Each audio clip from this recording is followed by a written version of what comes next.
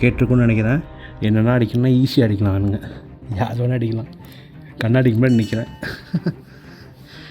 ஐயோ, நம்ம நியூஸில் பார்க்குறது வேறு, இங்கே நடக்கிறது வேறுங்க.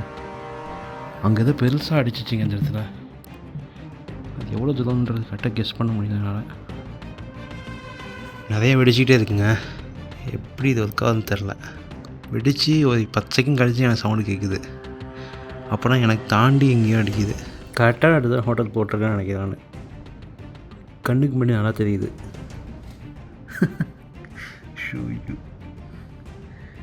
இது ஆனால் இதுக்கான விளைவுகள் பார்த்தீங்கன்னா இருக்காதுன்னு நினைக்கிறேங்க. ஏன்னா அவங்க மேலேயே வந்து அடிச்சிடுறாங்க வானத்தில் வரும்போதே ட்ரோனு. எங்கே எனக்கு தெரிஞ்சு குறைவாக தான் இருக்கும்னு நினைக்கிறேன் இந்த கீவில் அட்டாக் பண்ணுறது. ஸ்டார்டிங்கில் பார்த்தீங்கன்னா ரஷ்யா ஆட்கள் ஃபுல்லாக டேக் ஓவர் பண்ணியிருந்தாங்க. பட் இப்போது திரும்ப வந்து உக்ரைனோட கண்ட்ரோல் கொண்டு வந்துட்டாங்க. ஸோ அதனால் பார்த்திங்கன்னா அதுக்கான தயாராக தான் இருக்காங்க உக்ரைன். எதுவாக இருந்தாலும் பார்த்துக்கலான்னு சொல்லிட்டு. அதனால் ஃபுல்லாக ஏர் டிஃபென்ஸ் சிஸ்டம் வந்து எக்கச்சக்கமான இடத்துல இருக்குது. அதனால் ஈஸியாக இங்கே அட்டாக் பண்ண முடியாதுங்க. என்ன வேணால் நடக்கலாங்க. நானும் உட்காந்து ஏர் டிஃபென்ஸ் சிஸ்டம் செட் பண்ண மாதிரி சொல்லிட்டுருக்கேன். Whatever, anything can happen.